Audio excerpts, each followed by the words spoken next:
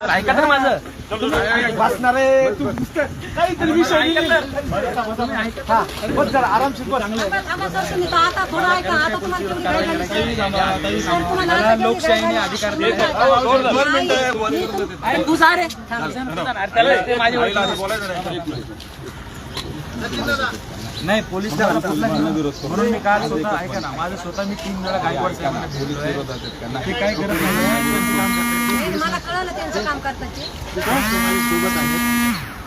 पोलिसांना विरोध करू नाही. माझं काय म्हणणं आहे मी काल जर मला जर काही विरोध करत असतं ना तर मी 3 वेळा डीसीपी गायकवाड साहेबांना जाऊन भेटलो नसतो. मी जाऊन लोकेशन बघितलं नसतं. ऐका ना तुम्ही मला तुमचा विभाग वेगळा आहे. काशीगाव पोलीस ठाणे काशीमीरा तुम्ही म्हणले खाजगी गाडीत जायचं, घेतली खाजगी गाडी. आता बस असं करायचं पण मला मोर्चाच्या ठिकाणी जा. त्याचा मोबाईल प्रॉमिस कर. चल मोबाईल तिकडे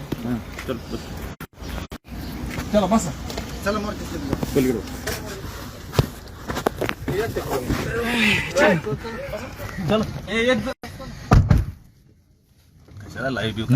आपण पोलीस बसलेलो आहे बरोबर.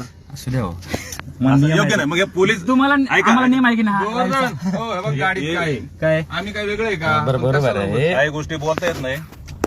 अरे बंद करू दे. अधिकारी बरोबर असताना तुम्ही लाईव्ह ते योग्य दिसेल का? नाही ऐका तर माझं मी तुमच्यासोबत नाही बसलोय. नमस्कार. जय महाराष्ट्र, जय मराठी. मी गोवर्धन देशमुख मराठी एकीकरण समितीच्या माध्यमातून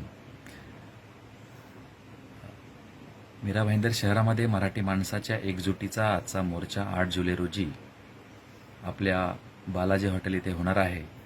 परंतु रीतसर आम्ही लेखी निवेदन देऊन देखील या मीरा भाईंदर शहरामध्ये आणीबाणीचा काळ घोषित पोलिसांनी केला की काय असं आम्हाला वाटायला लागलेलं आहे.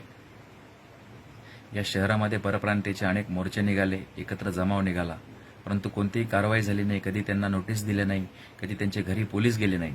परंतु आमच्या अनेक सहकारी शिलेदारांना, सामान्य मराठी माणसांना पोलिसांनी नजरकैदेत ठेवलेलं आहे. त्यांना घरून उचलून घेऊन गेलेले आहेत. माझ्याही घरी रात्रभर पोलीस पाठवत आहेत, घराबाहेर पोलीस थांबवत आहेत. 163चे नोटीस, 168चं नोटीस. चाललंय काय या राज्यामध्ये? आम्ही मराठी माणसाने काही करायचं म्हटलं तर आम्हाला इतका त्रास, इंग्रजाच्या काळामध्ये इतका त्रास नसेल असा त्रास आमच्या या लोकशाहीच्या देशामध्ये सुरू आहे. घटनांनी आम्हाला आमचा आवाज मांडण्याची, आमची भूमिका मांडण्याचा अधिकार दिलेला आहे. तो आवाज आम्ही मांडतोय आणि त्यासाठी आम्ही मराठी माणसं एकवटणार आहेत. तर हे कोणाच्या डोळ्यात सळतंय? कोणाच्या दबावाखाली पोलीस काम करतायत? इतका त्रास का दिला जातोय मराठी माणसांना? 100च्या वरती मराठी संस्था, पक्ष पदाधिकारी, सामाजिक कार्यकर्ते यांना नोटीस पाठवल्यात. अनेकांना अटक केलेली आहे. ही दडपशाही का? आणि याच्यावरती कोणी बोलणार आहे का? मराठी माणसाची इतकी गळचेपी सुरू आहे, विधानसभेमध्ये यावर कोणी बोलणार आहे की नाही असा प्रश्न मराठी एकीकरण समिती विचारू इच्छिते. रात्रभर जर माणसांना घराबाहेर राहावं लागत असेल तर या देशामध्ये आणि या राज्यामध्ये राहून उपयोग काय? इतकी हुकुमशाही आणि इतकी दडपशाही का चालवली जाते सामान्य माणसावरती? मराठी राज्यामध्ये मराठीसाठी आंदोलन करणं हेच दुर्दैव आहे. परंतु ते देखील आम्ही मराठी माणसं एकत्र येतोय, एकजूट होतोय. त्यामध्ये इतकी अडचण काय आहे कोणाला? आणीबाणीच्या काळाच्या आणीबाणी आणली म्हणून तुम्ही त्याचा निषेध करता, तो दिवस पाळता. आता हे काय सुरू आहे? रात्रभर पोलीस लोकांच्या घरी जात आहेत, लोकांना अटक करतायत. परंतु आज 8 जुलैला मराठी माणसं एकवटणार, एकत्र येणार. मीरा भाईंदरमध्ये मराठी माणसाला डिवचण्याचा प्रकार झाला, मराठी माणसाविरोधात मोर्चे निघाले. तेव्हा कुठे गेली होती व्यवस्था सर्व? तेव्हा का नाही त्यांना नोटीस पाठवल्या? त्यांच्या घरी का नाही गेले?